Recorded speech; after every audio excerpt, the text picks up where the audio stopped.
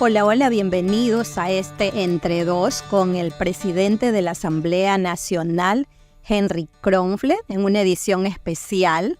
Bienvenido, señor presidente de la Asamblea Nacional. ¿Cómo está usted? Bueno, estoy muy bien y gustoso de estar con usted en esta entrevista, saludándola y saludando a todos los que nos están escuchando.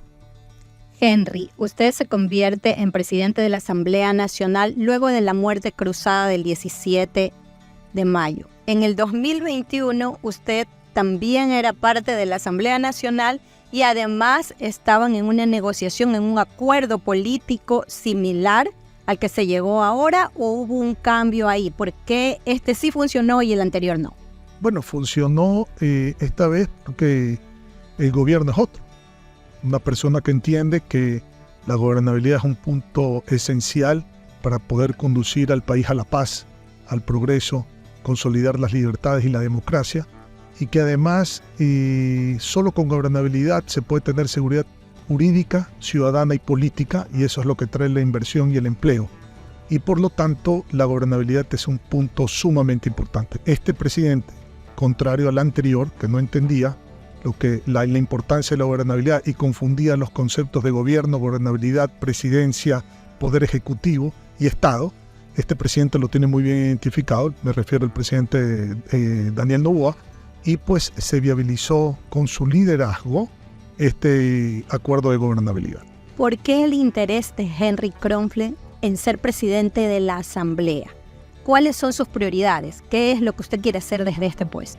Mi interés es primero por la experiencia que tengo, ya este es mi 7º año cruzando en la Asamblea, y mi interés es resolver los problemas de los ecuatorianos, y creo que tengo la capacidad para hacerlo con la oportunidad que se me ha dado de ser presidente en un consenso que usted lo puede verificar con más del 90% de aceptación al encontrar 128 votos para mi designación como presidente. Entonces, al tener el apoyo de los múltiples partidos políticos del país y el apoyo, por supuesto, del gobierno, entre ellos, y la capacidad y la experiencia que modestia aparte la tengo por estar 7 años ya en el Congreso, y me sentí con la obligación moral de dedicarle este tiempo al país para justamente lograr la gobernabilidad y tratar de resolver los problemas de los ecuatorianos.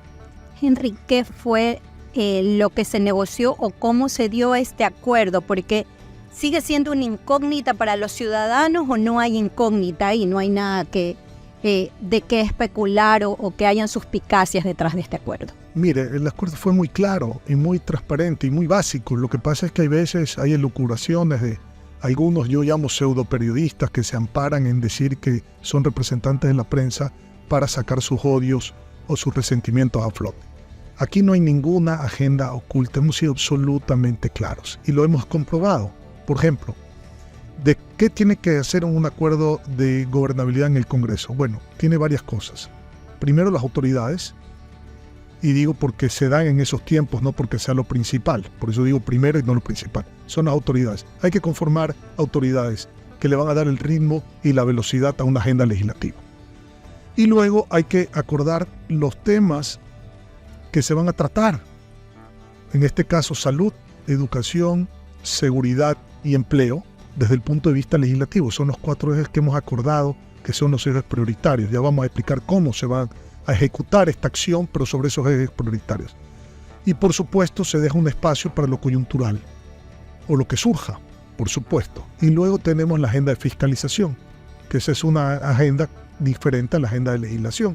Y polémica, porque el expresidente Correa decía que usted mentía cuando decía que no era parte del plan o de los planteamientos que habían hecho la Revolución Ciudadana dentro del acuerdo. Yo he sido claro que las líneas rojas no son propuestas para llegar a un acuerdo.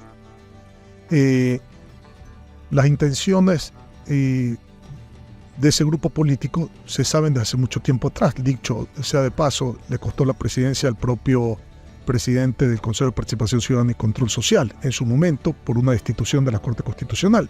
Entonces, todo el país sabe cuál es la agenda política en materia de fiscalización que tiene Revolución Ciudadana. Pero eso es un deseo, no es una propuesta en que yo pueda discutir, porque para mí eso es una línea roja.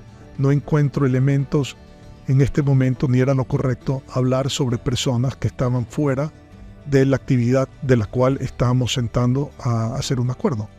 La fiscal general de la Nación es un poder independiente, se lo tiene que respetar así. He sido el primero en muchos años de hablar sobre el respeto a no interferir con las demás funciones del Estado, la separación de poderes del Estado, sin embargo los pesos y contrapesos que son importantes para consolidar una democracia. Entonces el deseo no puede ser una propuesta, por lo tanto yo no tomé eso como una propuesta que sea susceptible a negociación, porque para nosotros eso es una línea. La Revolución Ciudadana, sin embargo, ya presentó el pedido de juicio político contra la fiscal Diana Salazar. ¿Cuáles son los tiempos? ¿Cómo se va a manejar eso? Porque ya está presentado. Ahora, si tiene o no los 70 votos para censurarla es otra cosa. Correcto, es el tercer juicio político que se presenta en el ámbito de esta nueva asamblea. El juicio político al exministro Santos Alvite, el juicio político al exministro Zapata y ahora el juicio político a la fiscal general. La ley orgánica de la función legislativa es muy clara. Los juicios políticos se tratan en la comisión de fiscalización en el orden que fueron ingresados. Es decir, hay pendientes juicios políticos hoy. Hay 6 juicios políticos contando inclusive el del expresidente Guillermo Lasso Mendoza, que se tiene que ventilar porque hay un proceso legislativo que se debe de cumplir. Ese, digamos, se trata de manera especial porque es el expresidente, y todos los demás se tienen que tratar en el orden. Entonces, si hay fuera de eso hay 5 juicios políticos y hay 3 más, el juicio a la fiscal general del Estado sería el 8º juicio político.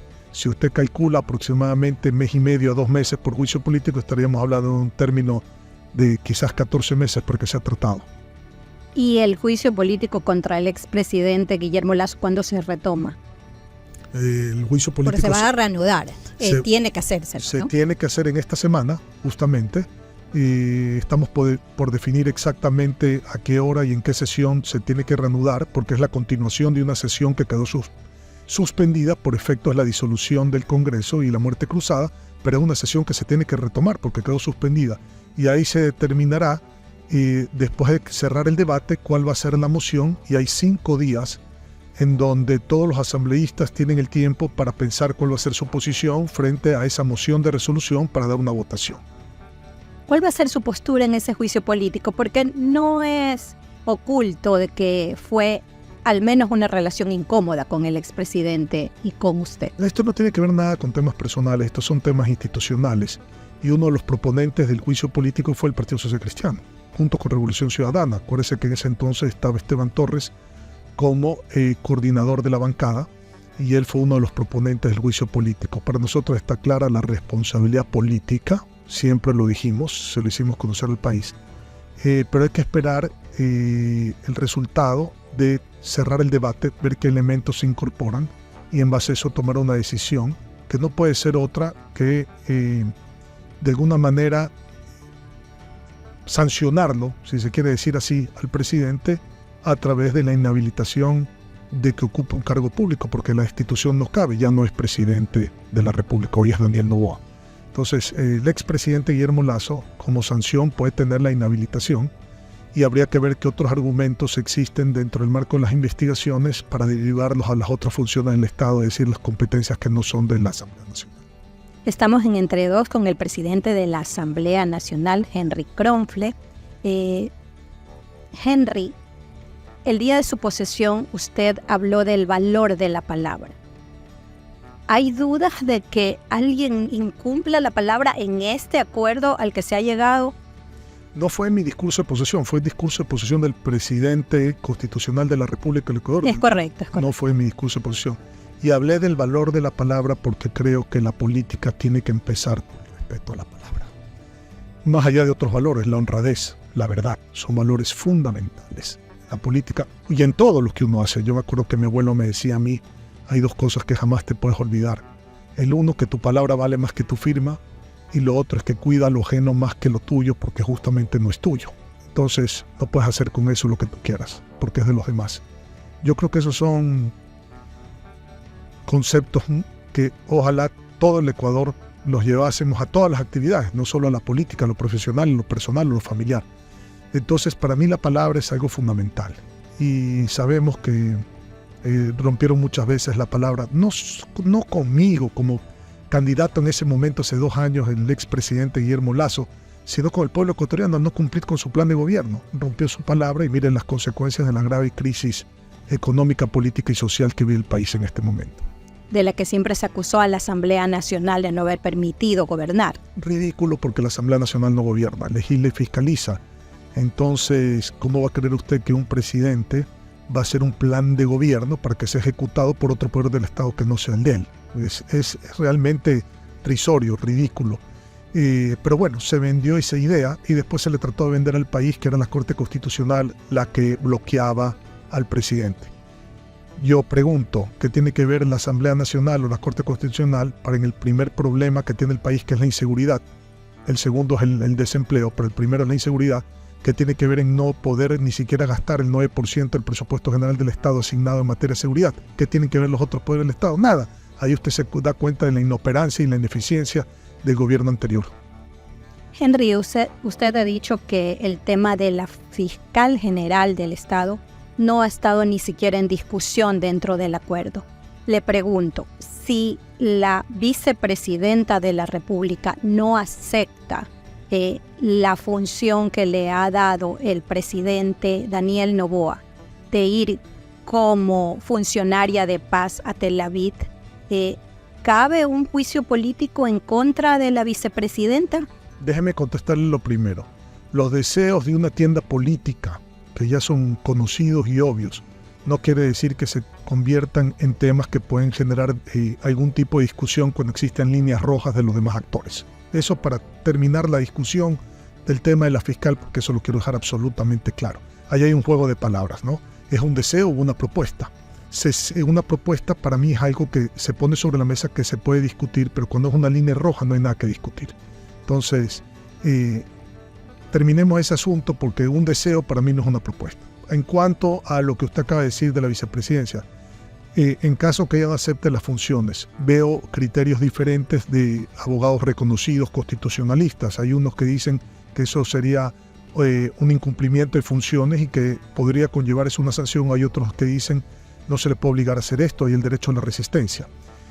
Yo creo que en el caso de que ella no acepte las funciones, lo cual, dicho sea de paso, ya hago un paréntesis, lo ha visto con muy buenos ojos la Embajada de los Estados Unidos, la Embajada de Rusia, la Embajada de China, la Embajada de Gran Bretaña, la Embajada propiamente de Israel, es decir, los representantes de todos estos gobiernos, y la cual yo felicité porque creo que es una oportunidad histórica para el Ecuador de tener un funcionario de altísimo nivel involucrado en un conflicto que le está afectando al mundo, porque este conflicto le está afectando al mundo. El Ecuador hacer presencia ahí me parece importante, y sobre todo con un funcionario de altísimo nivel. Hay otros que dicen que no, que es una forma de destierro, discúlpeme, entre comillas, a la vicepresidencia. Cada quien tiene su visión. Pero en caso no se cumpla con esas funciones, me imagino que será la Corte Constitucional la que tenga que decir en un veredicto cuál es el paso a seguir, si puede acogerse un derecho de resistencia o esos incumplimientos de funciones. Yo no me quisiera adelantar, primero porque no hay una respuesta oficial por parte de la vicepresidencia, y segundo, porque no me compete. Estaría expectante a ver qué es lo que decide ella primero, y segundo, sobre lo que decida, ver si hay un pronunciamiento, en caso sea negativo, por parte de la Corte Constitucional, y respetar lo que decida la Corte Constitucional. La Corte Constitucional, si ustedes solicitan, como es la vicepresidenta, pues tener el criterio constitucional al respecto. No, el presidente de la República es el que le tiene que pedir a la Corte Constitucional un criterio en caso ella no acepte. Y nosotros ser absolutamente respetuosos del criterio de la Corte Constitucional como Asamblea Nacional. Henry, ¿qué garantiza que en este periodo muy corto, tanto para el presidente como para la función legislativa, haya la gobernabilidad que requiere el pueblo ecuatoriano? Bueno, primero los primeros resultados están a la vista. 128 votos para la presidencia del Congreso, lo cual genera una libertad porque existe más de un 90% de aceptación. Segundo, la conformación de comisiones, en donde ningún partido político por sí solo tiene la mayoría en una comisión, ni tiene la presidencia y la vicepresidencia de la misma comisión un solo partido político. Hay alternancias en las presidencias y vicepresidencias de partidos políticos y de género, y hay equilibrio de género dentro de las comisiones, y no hay un partido político que tenga la mayoría por sí solo. Eso genera tranquilidad. Segundo, el cambio en la ley orgánica de la función legislativa, que se viene acarreando por este nuevo periodo, en donde, por ejemplo, en la comisión de fiscalización que tanto preocupa, más allá que se procuró una diversidad de partidos en la comisión de fiscalización, No puede la Comisión de Fiscalización, a través de un informe, parar un juicio político, porque es el Pleno la máxima autoridad que decide sobre el informe que haga la Comisión de Fiscalización. Entonces creo que eso es importante, y el cambio en la Ley Orgánica de la Función Legislativa, en que los juicios políticos se tienen que atender en el orden en que fueron presentados. Entonces eso también genera tranquilidad de que aquí no se va a saltar el orden, se van a tratar de hacer alguna mañosidad, artimaña para tratar de cambiar las cosas. Eso le genera tranquilidad al país. Por el otro lado, una agenda, como le digo, en salud, educación, seguridad y empleo, que es importantísimo, y una agenda de fiscalización, como lo dije en mi discurso, seria, frontal, sin temor ni favor y sin circo ni show. Que aquí no queremos ni circos, ni shows, ni nada. Y por el otro lado, levantar la credibilidad de la Asamblea, demostrando con hechos y no con palabras que no existían agendas ocultas. Se va a posesionar el Contralor que ganó la elección, más allá de cualquier otro argumento, se lo va a posesionar. Se va a votar por dos leyes importantísimas, la de equidad salarial de la mujer, en el mismo, valorando el trabajo en función del género de la misma manera, la ley de prevención de riesgos, que va a ser tan necesaria ahorita que tenemos a un posible fenómeno del niño a las puertas y que se va a necesitar de esa ley, y ver que la Asamblea se va a ciudadanizar, que es lo más importante, estar menos entre cuatro paredes y más en contacto con la gente. Van a llegar hasta los recintos que tenía antaño la Asamblea Nacional, van a sesionar en otras ciudades. Vamos a sesionar en otras ciudades, hay que hacer un cronograma para eso, pero más que sesiones del Pleno, son comisiones que se tienen que hacer en los lugares donde están los problemas, activar las casas legislativas nuevamente y que tenga el asambleísta contacto con el pueblo y no esté encerrado entre cuatro paredes oscuras en Quito, sin importarle qué es lo que le pasa a la gente y perdiendo el tiempo en el día del bizcocho, en el día del marcipán o en el día de la bicicleta. Eso se tiene que acabar. Entonces, una agenda activa que resuelva los problemas, los principales problemas, de manera rápida, urgente, porque no esperan, más contacto con la gente, menos encierro entre cuatro paredes, darle prioridad a los proyectos económicos que envíe el presidente de la República para reactivar el aparato productivo del país, y también trabajar en paralelo con los demás proyectos en los ejes que elige: salud, educación, seguridad y generación de empleo, sin descuidar la fiscalización. Y compilar esos más de 500 proyectos de la última etapa, ojalá en 50, y se está haciendo un estudio con la Unidad Técnica Legislativa y la Unidad de Seguimiento Legislativo para poder agrupar por materias de esos proyectos y depurar los proyectos que ya existen, que se han presentado nuevamente, o que ya existen, que no han funcionado en el país y que se vuelven a presentar como si va a funcionar. Entonces, ese trabajo técnico se está haciendo y en las próximas semanas le daremos una respuesta clara y transparente a la población hacia cómo vamos a manejar todos esos proyectos represados. Mientras tanto, seguimos avanzando.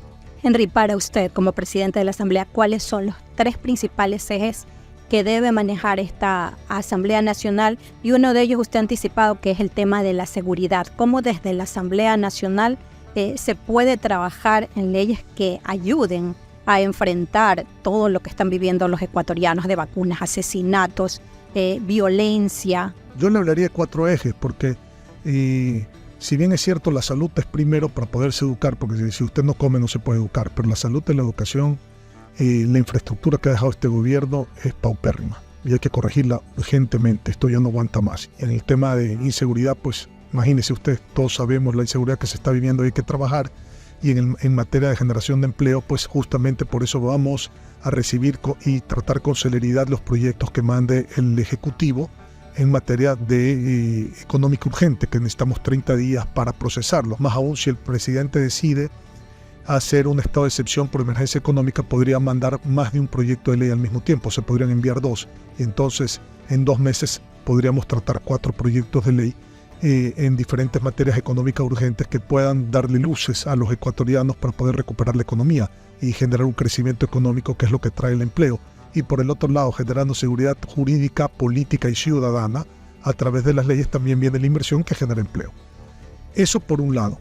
¿Qué puede hacer la Asamblea en materia de seguridad? Hemos hecho mucho, se pasaron 13 leyes en el periodo pasado. Todavía se necesitan hacer más cosas. Por ejemplo, obligar a devengar dentro del presupuesto general del Estado la partida asignada para efectos de combatir la inseguridad. Obligar a devengar al gobierno eso se puede hacer.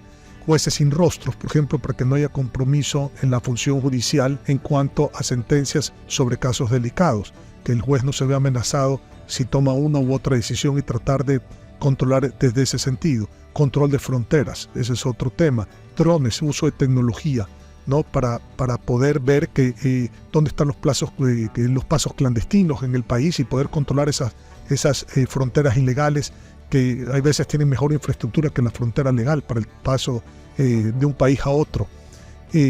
Escáneres, por ejemplo, para todas las áreas de alta vulnerabilidad, puertos, aeropuertos, etcétera, para poder tener mayor control sobre eso. Entonces hay múltiples cosas que se pueden poner en la ley, pero créanme lo que el tema de la inseguridad hay que dividirlo. Una cosa es el tema de las bandas transnacionales que operan en el país, que eso a la gente común y corriente no le quita el sueño, y otras cosas son los delitos que se viven todos los días que a todos nos quita el sueño.